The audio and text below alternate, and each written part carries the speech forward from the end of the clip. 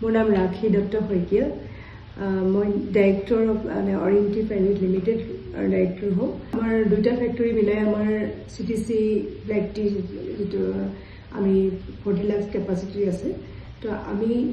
এই চাহ বনাবৰ কাৰণে আমি নেচাৰেল গেছ ইউজ কৰোঁ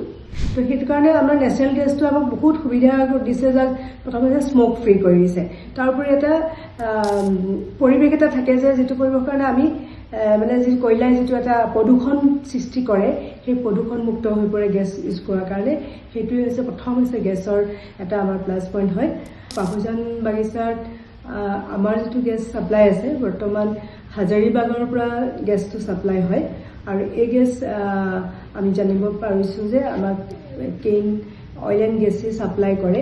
আৰু এইটো এটা খুব এটা আমাৰ কাৰণে সুবিধা কি হয় যে আমাৰ গেছৰ পাইপৰ যিটো প্ৰেছাৰ সেই প্ৰেছাৰটো একুৰেট থাকে